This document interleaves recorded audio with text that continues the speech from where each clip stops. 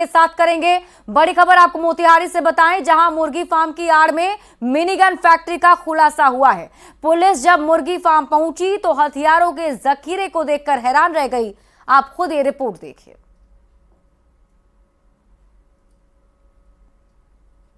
मुर्गी फार्म में minigun factory, मुर्गी फार्म में मेड इन मोतिहारी, मोतिहारी में दहशत का धंधा।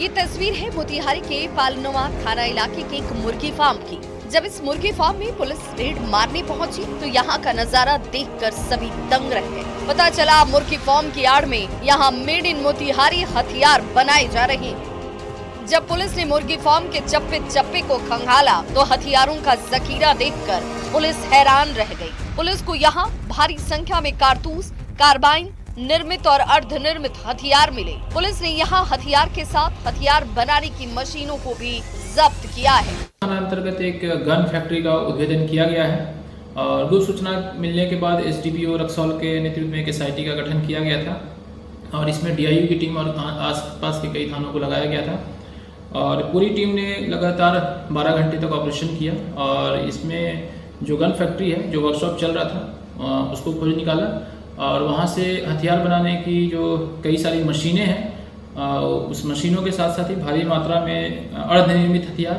और भारी संख्या में कारतूस और कई सारे पिस्टल्स और कार्बाइन भी बरामद किए गए हैं। पुलिस ने हथियार फैक्ट्री के सबसे बड़े रैकेट का पर्दाफाश करते हुए धंधे में शामिल 3 आरोपी को गिरफ्तार कर लिया। हथियार बनाने के मास्टर ट्रेनर नैयर आलम, अमिताभ शर्मा और पंकज सिंह को पुलिस ने शिकंजे में लिया है। पंकज सिंह मुर्गी फार्म में हथियार बनाने का गोरख धंधा करता था। अब पुलिस नेटवर्क में शामिल और लोगों की गिरफ्तारी के लिए छापेमारी कर रही है। मोतिहारी में मुर्गी फार्म की आड़ में हथियारों के धंधे की ये तस्वीर चौंकाने वाली है।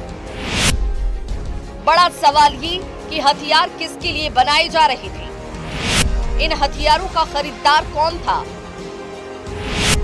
इन हथियारों की सप्लाई कहां होनी थी?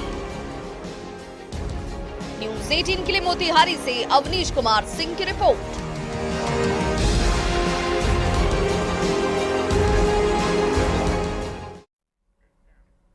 और सासाराम से आपको इस वक्त की बड़ी खबर बता दें, पति ने की है पत्नी की धारदार हथियार से हत्या।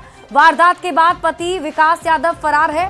पारिवारिक विवाद में वारदात को अंजाम दिया गया। नासरीगंज के बलिया कोठी तांतो टोला की घटना बताई जा रही है। पुलिस ने महिला के शव को पोस्टमार्टम के लिए सदर अस्पताल भेज दिया है।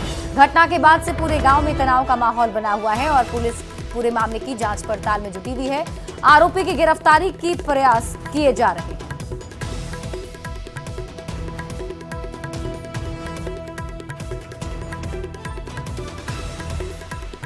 यह कोठी तांतो टोला में विकास यादव के द्वारा अपनी पत्नी सुनीता देवी की धारदार हथियार से मारकर हत्या कर दी गई है एवं एफएसएल की टीम पहुंच गई। एफएसएल की टीम के द्वारा घटना स्थल से संबंधित साक्ष्य को संकलित किया गया है। अभियुक्त की गिरफ्तारी के लिए छापामारी जारी है। किशनगंज से आपको बड़ी खबर बताते हैं, जहां कार से विदेशी शराब की खेप को जब्त किया गया है। उत्पाद विभाग की टीम ने इसे जब्त किया है। जानकारी के मुताबिक कार पर लगा है नगर पंचायत अध्यक्ष का बोर्ड। पौआखाली नगर पंचायत अध्यक्ष का बोर्ड इस कार पर लगा हुआ था। तस्वीरें आपकी टीवी स्क्रीन पर उस कार की दिखा रहे हैं, जिसे बताया जा रहा है कि शराब की खेप बरामद की गई है। कार चालक मौके से फरार हो गया है।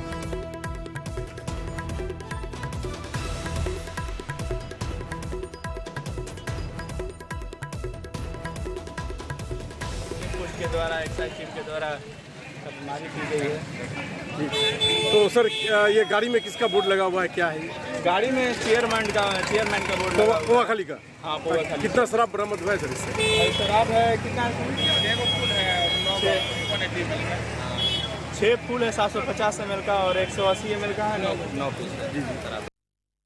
और बड़ी खबर आपको समस्तीपुर से बताते हैं। सराय रंजन थाना क्षेत्र के भगवतपुर गांव में 2 पक्षों में हुई मारपीट में एसिड अटैक किया गया है। एसिड अटैक में 3 लोग झुलस गए हैं, जिन्हें इलाज के लिए सराय रंजन प्राथमिक स्वास्थ्य केंद्र में भर्ती करा दिया गया।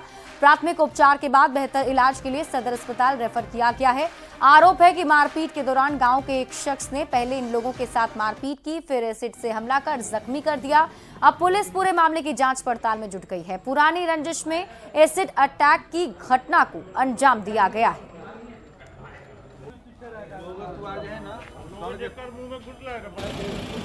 और आपको बता दें कि दो पक्ष आपस में भिड़ गए और इसमें बताया जा रहा है कि एक पक्ष की तरफ से एसिड अटैक किया गया है, जिसमें 3 लोग के झुलसने की बात कही जा रही है।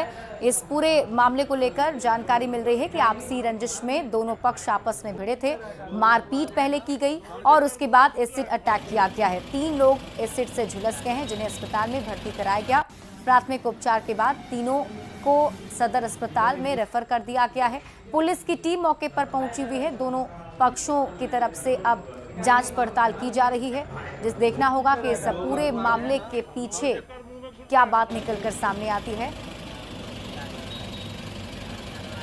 तो मेरा पापा हम गए तो देखे उन लोग घिंच के और बंदूक निकाल के रखे थे, तो हम लोग गए तो फिर उसका बचाने तो हम लोग को मारा उड़ा है और फिर एसिड डालने लग गया। तो एसिड डालने लग गया तो हम लोग भी बचाव किए, तो उन लोग लाठी से भी मारा और बंदूक दिखा रहा था। दू लड़का ठाड़ा हो गए, हाथ पकड़े लगले, चिल्ला लिए। उसके बाद धमकी दिलकै कि मार देबौ। उसके बाद जबरदस्ती सीट रहे रखले, झोंक दिलकै, जाले चिल्ला लिए ताले सब पति हमारा इस सीट पहले से। तो उसी रंजिश के कारण सुरेंद्र दास के परिवार और सुरेश दास के परिवार और मोतीलाल के परिवार के बीच आज झगड़ा हुआ है, मारपीट किया गया है। मारपीट खबर आपको बगहा से बताते हैं, जहां रामनगर पुलिस बैंड बाजे के साथ अभियुक्त के घर पहुंची और इश्तिहार चिपकाया गया है। हत्या के एक मामले में जफर खान फरार चल रहा है। जफर के घर पर डुगडुगी बजवाकर पुलिस ने इश्तिहार चिपकाया है।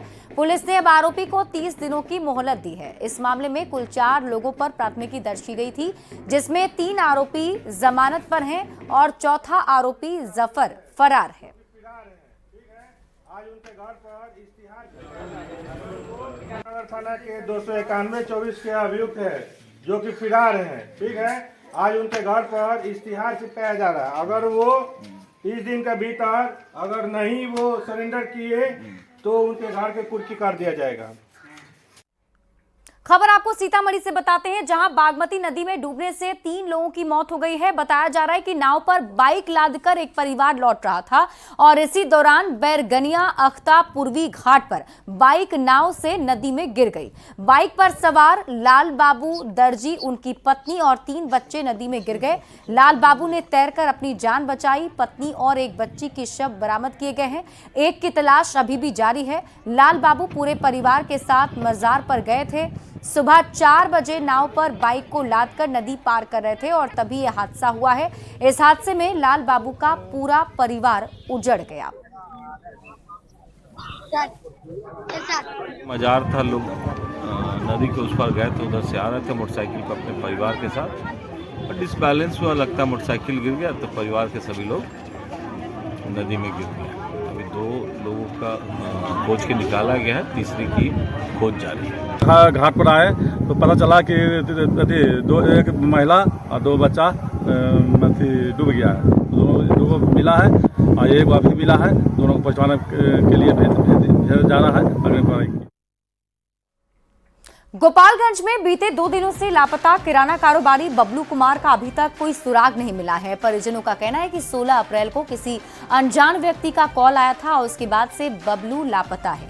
मोबाइल लगातार स्विच ऑफ आ रहा है, लेकिन व्हाट्सएप से लगातार मैसेज आ रहे हैं और किसी अनजान जगह पर फंसे होने की बात कही जा रही है। परिजनों ने अपहरण की आशंका जताई है, साथ ही नगर थाने में शिकायत दर्ज कराई। परिजनों ने कारोबारी की सकुशल वापसी की गुहार प्रशासन से लगाई। समझ में नहीं आ रहा है, फ़ोन उनका स्विच ऑफ जा रहा है। उनके फ़ोन से कभी कभी मैसेज आ रहे हैं, फिर मैसेज भेजने पर सीन नहीं हो रहा है। सीन हो रहे हैं 2-4 घंटे बाद तो फिर कोई रिप्लाई नहीं आ रहा है। क्या कुछ कहा कि घर से गए थे या नहीं? हाँ। कुछ भी नहीं बोले, कहीं से फ़ोन आया, बात करते चले गए। घर से अचानक निकल गए? जी। कुछ और कोई मैसेज आप लोगों को कहीं से आया? नहीं, कहीं से कोई अनदर कोई कॉल मैसेज नहीं है। और इसी बीच बड़ी खबर आपको बताएं, से नीतीश कुमार के बेटे निशांत कुमार ने बड़ा बयान दिया है। निशांत कुमार ने चुनाव को लेकर लोगों से अपील की है। निशांत ने कहा कि एनडीए को अच्छे बहुमत से लाएं, पिताजी मुख्यमंत्री बने और विकास कार्य जारी रखें। निशांत ने पार्टी कार्यकर्ताओं से कहा कि पिताजी ने हर क्षेत्र में जो विकास कार्य किए हैं वो इसके बारे में जनता को जानकारी दें। वहीं जब तेजस्वी यादव को लेकर उनसे सवाल किया गया तो उन्होंने कहा कि वो मेरे छोटे भाई हैं।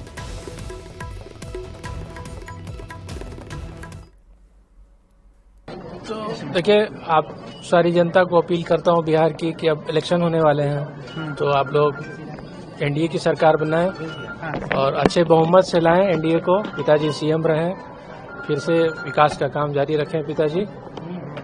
तेजस्वी आपकी बड़ी तारीफ करते हैं, आज तक आपका कभी खुल के कभी मैंने विरोध करते हुए नहीं देखा।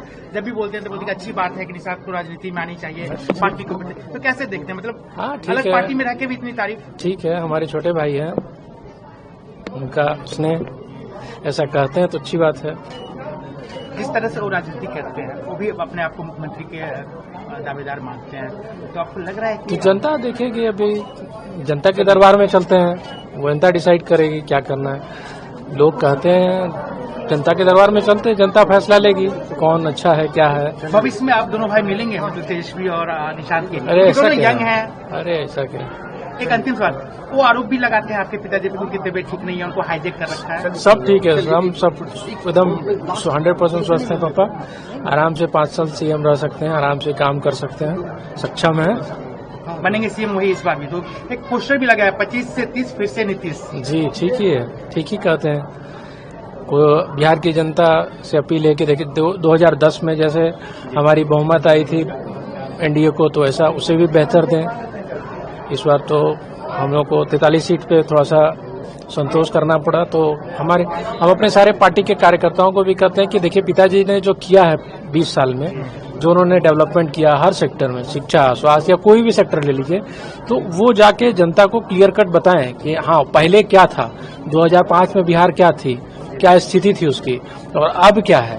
तो वो जाके जनता तक पहुंचाएं, हमारी नीतियों का, पापा की योजनाओं को प्रचार करें, ताकि लोग समझें कि खाली विकास तो हो रहा है लेकिन थोड़ा सा आंकड़ों में बताएं कि हाँ हमने ये किया है, उस समय ये था। तो उसको जनता तक पहुंचाएं और जनता ये बात जाने तो फिर हमें वोट करे। बिहार चुनाव को लेकर महिला कांग्रेस ने भी जोर लगाना शुरू कर दिया है। महिलाओं को साधने के लिए पार्टी ने बिहार प्रदेश कांग्रेस कमेटी में 50% हिस्सेदारी देने का फैसला किया है। चुनावी तैयारियों को धार देने के लिए कई कार्यक्रम किए जा रहे हैं। महिला राष्ट्रीय कांग्रेस की अध्यक्ष अलका लांबा ने कहा कि बिहार के सभी 38 जिले में 2 दिन तक महिला नेतृत्व सृजन शिविर का आयोजन हो रहा है, जिसमें ट्रेनिंग के बाद ये महिलाएं गाँव तक जाएंगी। कार्यक्रम का मकसद चुनाव को देखते घोषणा पत्र तैयार करना है, जो न्याय पत्र के नाम से जाना जाएगा। गठन जल्द होने वाला है।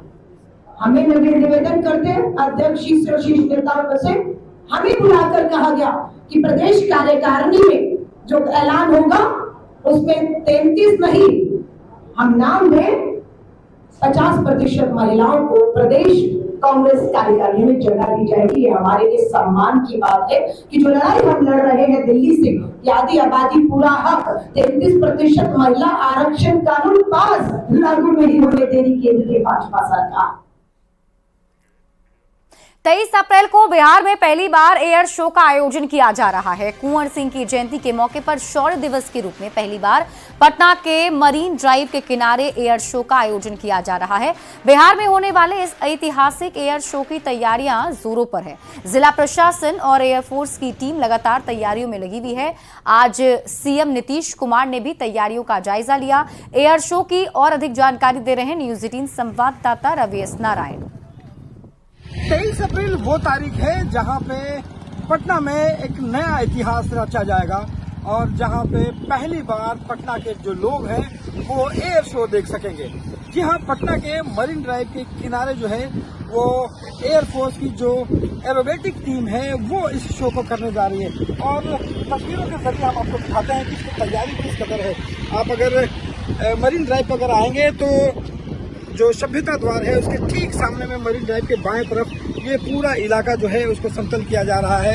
यहाँ पे आप देखेंगे कि एयरफोर्स की जो टीम है वो भी लगातार जायजा ले रही है। और यहाँ पे जिला प्रशासन जो है वो पूरी तरह से लगा हुआ है। तमाम जो बड़े चेहरे हैं, मुख्यमंत्री नीतीश कुमार से लेकर तमाम मंत्री और आम लोगों को देखने के लिए व्यवस्था की गई है। तो तमाम जगह जो बनाई गई है ये लोगों के लिए बनाई गई, जहाँ पे लोग यहाँ पे बैठ करके यहाँ पे एयर शो का लुत्फ जो है वो उठा सकते हैं। तो इंतजार इस बात का है कि 23 तारीख वो समय आएगा जब पटना के लोग पहली बार एयर शो का देख सकेंगे और ये पटना के लोगों के हमेशा के लिए यादगार बनकर रह जाएगा। पटना से रवि नारायण की रिपोर्ट। और इसी के साथ इस बुलेटिन में अभी के लिए